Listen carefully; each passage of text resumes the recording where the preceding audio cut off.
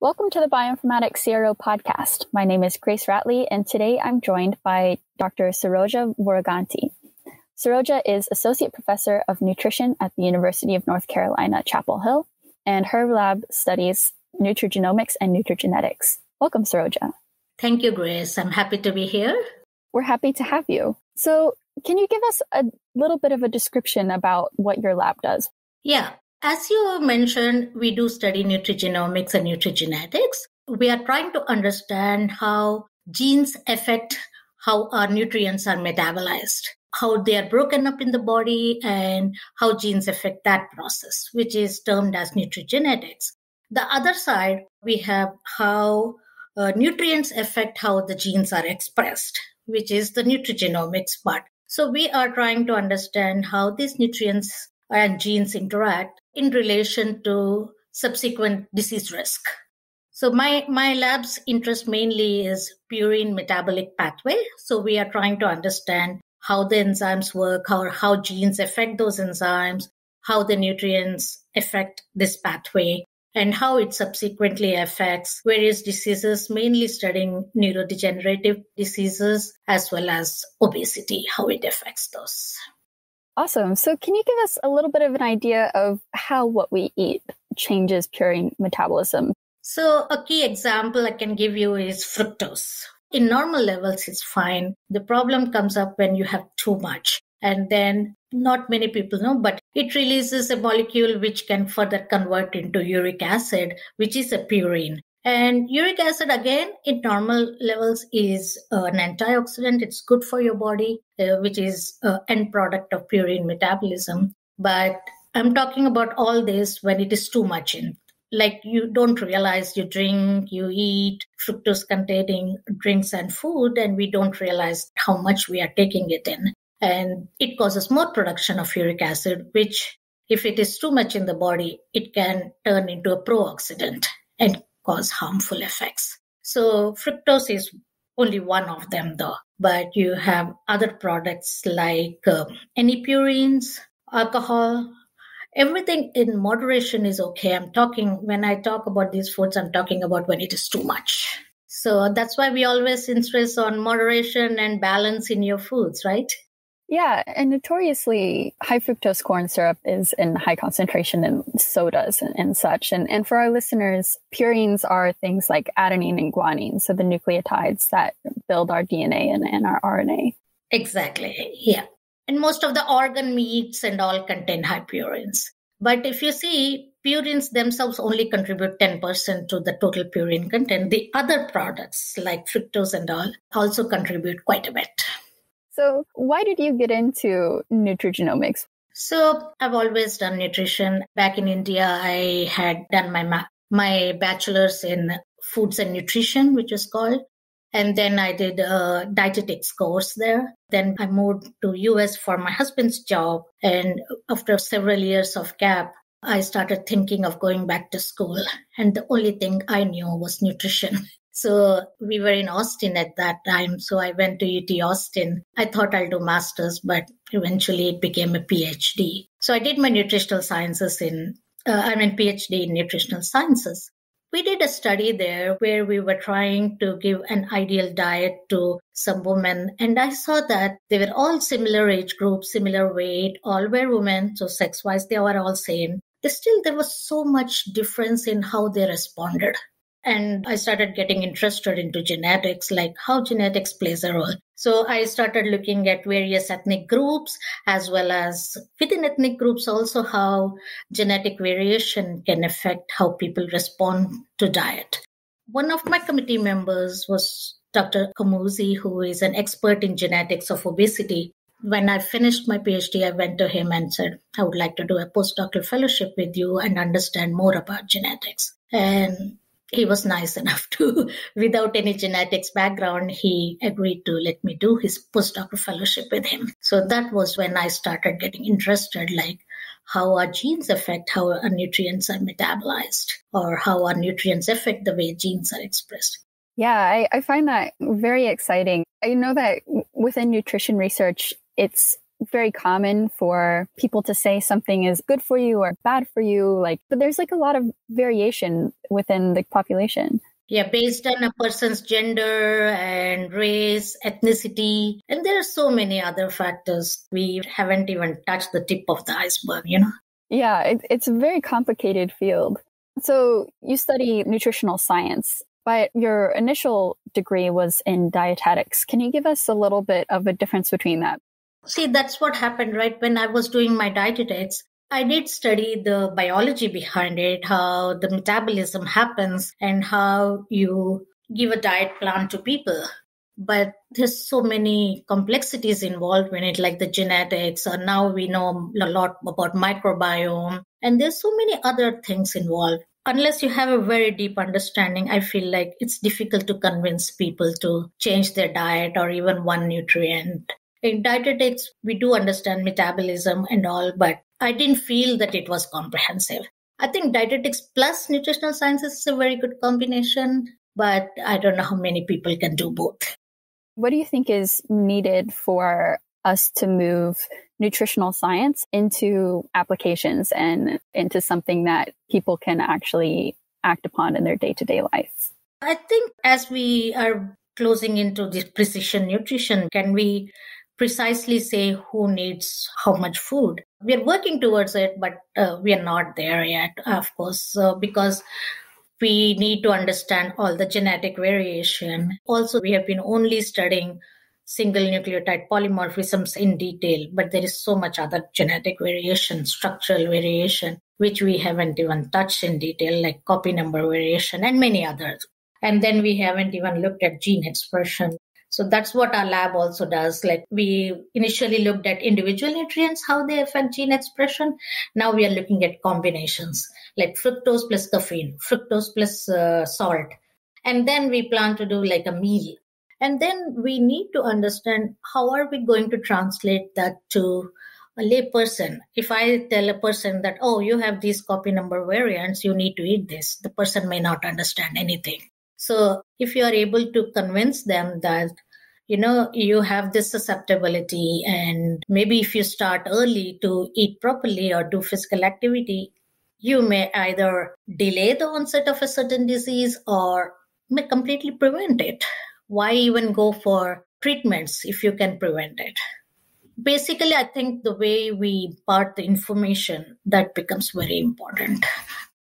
Yeah. And so how do you think people are going to get access to this information? Do you think this information will come from screening when people are children, or from kits like 23andMe or something along those lines? So I like the system of Iceland, where they sequence every person, which is okay for a small country, but not for United States. So it's maybe very difficult, but maybe do something like that.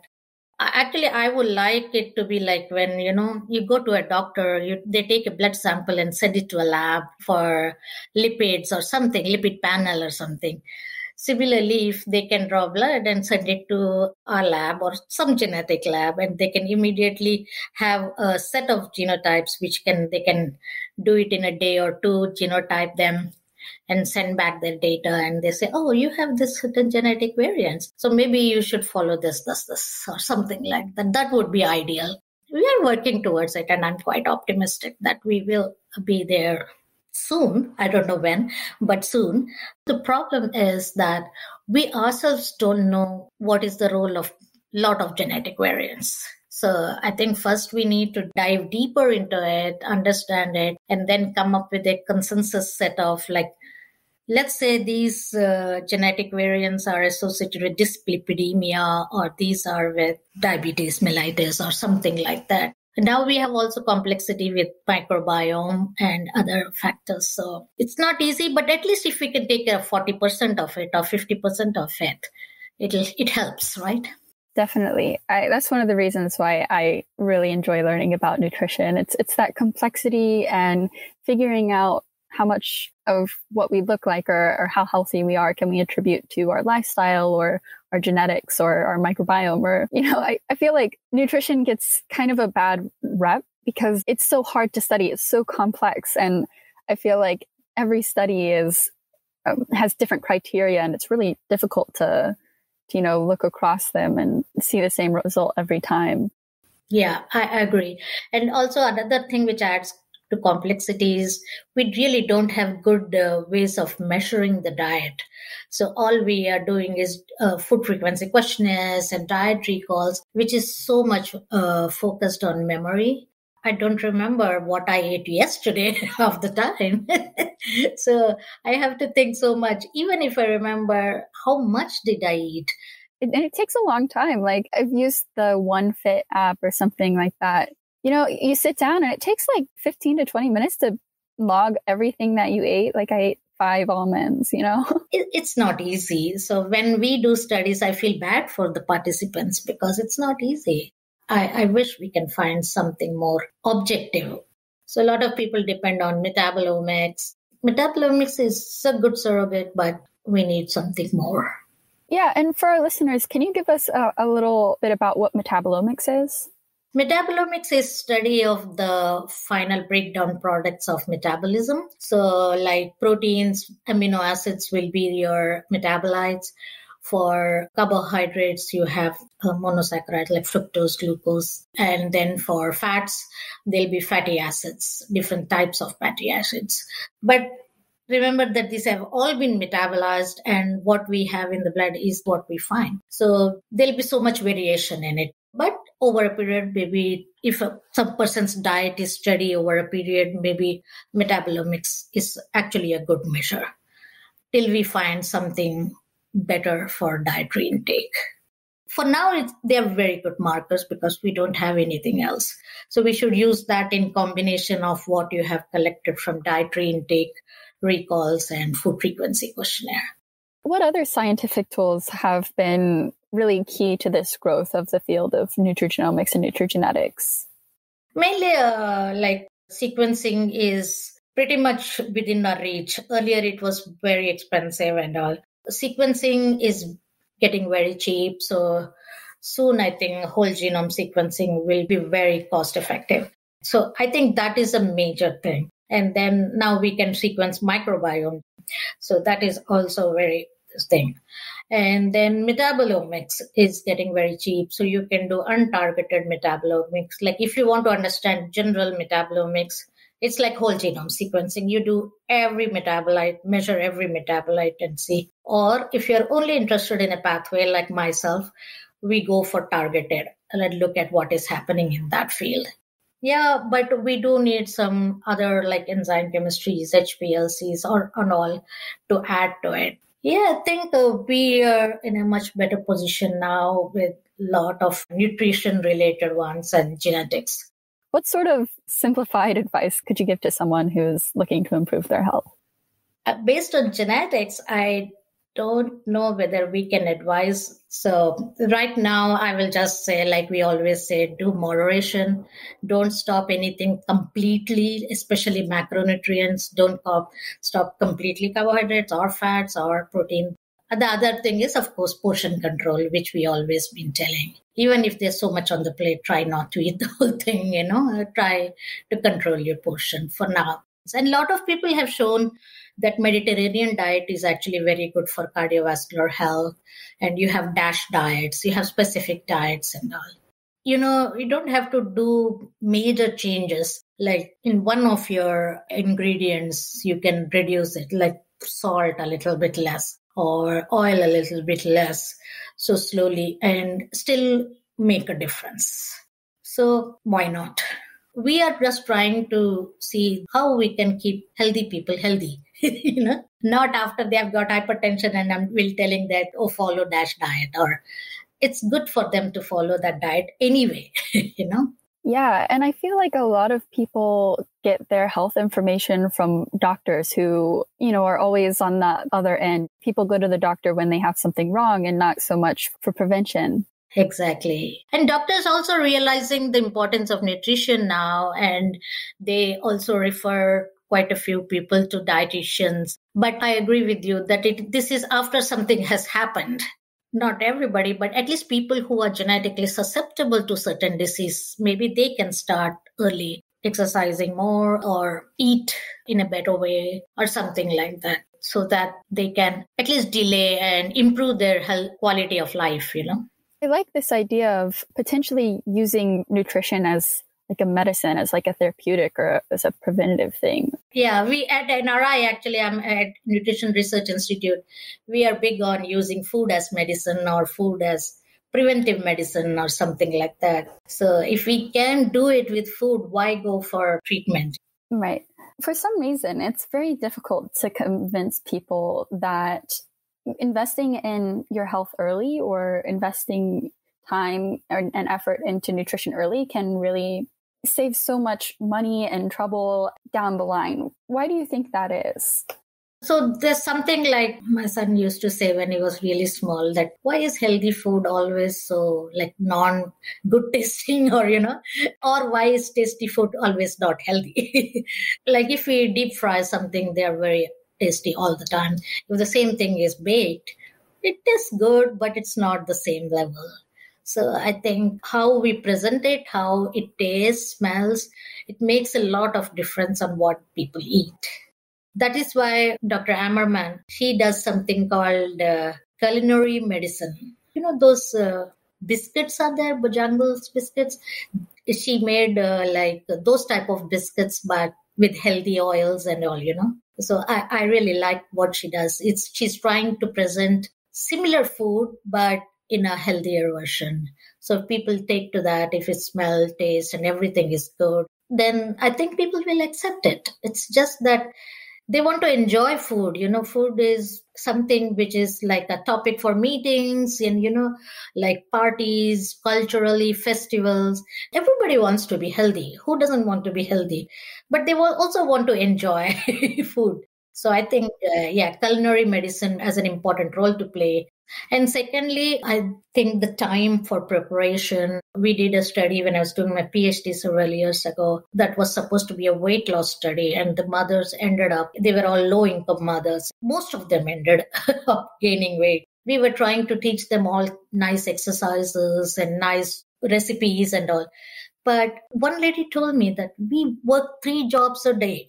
I have to run from one job to other. Where do I have time to do your exercises or prepare the food? I just pick up something from McDonald's and take it home. I need to get something for my children. So we have to have foods which taste similar, and they have to be affordable to people and should not take too long to prepare, because a lot of people don't have time to prepare them. Once they are not well, or once they get some disease, they have no choice. They have to do it. So I wish they can do in the earlier part, but nobody will give you some time off because I'm healthy. I want to take some time off. It'll be counted as vacation, or they'll not give you time off. If I say I'm not well, I want to take 1 day off, people say, okay, take off a sick leave. But I say I'm healthy, but I still want to take 1 day off. People will frown on that person, why they want to take off, right? It's this thing that we should also invest in healthy people too, so that they stay healthy. Perhaps even more so investing in healthy people. Yeah.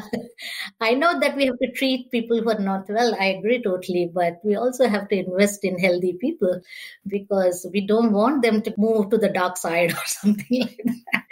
So, I think we need to do a lot more work. But I'm so excited to be in this field, because this is something we can make a difference, like you're born with certain genes, you can't do anything about it. But how they're expressed is in our hands, and what we eat, like lifestyle factors, are in our hands.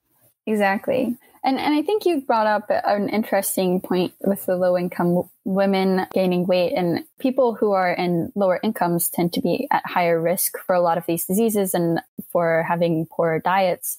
And it kind of gets into like this accessibility aspect. Do you think that nutrigenomics will be accessible to people who are in lower income areas or who are diverse in ethnicity or race? Initially, genetic databases were not really representative of various groups, but now there are a lot of groups, especially consortiums, which are trying to get more the genetic databases updated with ethnically, different populations. So most of the studies have been done in Caucasians, because the study started in Europe and US, so that is how it happened. But now we are trying to push more representation from African Americans, Asians, and Hispanics. So, yeah, there is a push, but it will take some time for accessibility. First, we need wide representation in genetic databases. Secondly, we need wide representation in studies so that we know more about each population. Like I'm studying with about a genetically isolated homogeneous population, which hardly people know about them. And they are very hesitant to participate in these type of studies. So we need more representation. Like I'm originally from Asia. I'm from India originally, but all Asians are clubbed together. But there is so much diversity within Asians. Similarly, Latin Americans. What does that mean? There is so much genetic diversity. Even within Africa, there is so much genetic diversity. So we need representation from everybody. So once we have that, then our genetic databases will be very rich and diverse. I know we want to do a personalized nutrition someday, but at least right now our focus is a genetically susceptible group. So if we can divide it into groups or ethnic level, that will be an intermediate step before we actually go to the personalized nutrition. So how did you get interested in nutrition? Initially, my interest was all biochemistry. And then I had a subject called food science. And I took that, and I was very interested in how you can prepare different foods, different types of foods. And each food has, like the way you prepare it, it can taste different. And this, my first experiment, how you whisk an egg, So if you use different whisks, you'll get a different types of foams. It was like simplest one, but and I was so fascinated, and I started looking deeper into it, like what is involved in an egg. And then slowly I got interested in nutrition. And nutrition is, after all, biochemistry, right? Biochemistry and nutrition are so closely linked. So that's how I got interested in nutrition. And then I thought, oh, this is so cool. And I went into dietetics. But soon I realized that I can't advise people unless I know more about this subject. One other thing I realized, that foods are culturally so deep rooted in communities, it's so difficult for us to ask them to change. So I thought, okay, why not go get in deeper into it and understand more. So when we moved to US, I did not want to pursue dietetics. I wanted to go into research because I wanted to understand more about each nutrient, combination of nutrients and all. So that's how I moved to nutrition. But they're all so closely interrelated. So it's just, you can say, nutritional biochemistry. That was what I was interested in.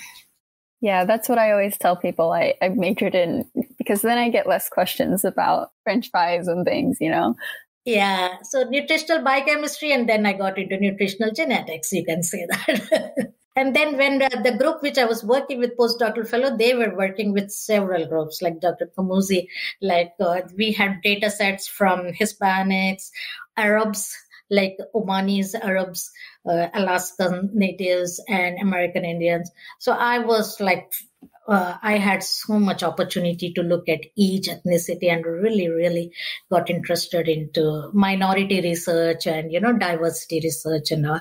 So I have tried to continue that work at NRI or UNC. It's very important work. And I'm glad that there are people like you out there studying these things and helping not just the average white American, but the average American and the average person in the world. It's not just in America. Yeah, anybody, like white or anybody. We need to keep healthy people healthy and see that they don't progress to something. And those who have already progressed, have a disease or something, keep them there and not make them progress to become worse or something. So yeah. Yeah. Do you do a lot of cooking at home? I used to. Nowadays I don't have much time, but I do. And I use very little oil. When my husband prepares the food, seem much more tasty because he uses traditional. But my foods are not that tasty. So I keep telling him, and then I saw how much oil he uses. I'm like, okay, I'm not watching when you're cooking. I can't. Yeah, better just not to know how much is in there. Yeah. But that's why I was telling you, right, that we need to start thinking of how we can prepare the same type of food with less oil, which is, I don't know how, but we have done so much research. We have done so many discoveries. I'm sure we can find something. Right. I always come back to that. Yes, I know what's good for me, but I also know what's really tasty. It's it's so hard. So, yeah, it is hard. So last question to young scientists or scientists who are interested in exploring the topic of nutrition. What advice would you give to these people? I'm very passionate about nutrition, so I would encourage people to come in, and also it may apply to any field actually. Don't expect overnight results. This is research, of course. It'll take some time, but what is interesting is that you can make a difference. You can figure out, changes and all. So I think I would love to have more people working in nutrition. There's so much complexity in this field. Just don't think that it's all about cooking or anything. So just remember that we are like engineers and then doctors are more like mechanics. So someone told me this, I was explaining to them this pathway, and also they told me that, oh, you are like an engineer and doctor is like mechanic. So yeah, get deeper into it, and really you have to enjoy the field to be working in this. Make this field your own and just deep into it and enjoy, because not only that there is a lot of complexity and a lot of scope, but this is a field where you can make a difference sooner than later, actually, compared to other fields. And luckily, most of them do not have side effects if taken in moderation, right? Nutrition that way is... It's like high benefit, low cost. Exactly. Yeah. And some things I'm quite excited about, the way different ethnic groups have cultures, their own cultural foods, and they all have some scientific significance, even though maybe their ancestors know or did not know about science, we don't know. But the combinations of a tortilla and beans, there is a variation in India too, and everywhere there is certain variation of that. It makes so much difference because together they have all essential amino acids. So at that time, I don't know if they knew science or not, but that's an ideal combination, tortilla, wheat flour plus beans, I'm really fascinated by looking at their cultural foods and how well they have all the essential amino acids, and they could make such a good combination. There's so much more to learn in nutrition, not just a biochemistry. Biochemistry is part of it, but culturally, socially, psychologically, there's so many aspects of nutrition. So there's so much to learn. So I encourage students to come and choose whatever aspect they want to choose. They can choose a social aspect or cultural or genetic aspects, which I'm doing, or microbiome aspects. So there is so much to learn and so much more to investigate. So this is like a gold mine. I agree. Well, thank you so much for coming on our podcast, Saroja. You have a wonderful perspective and so much knowledge and passion about nutrition. And I hope that our listeners can take some of that away with them. It's my pleasure. It was very nice talking to you.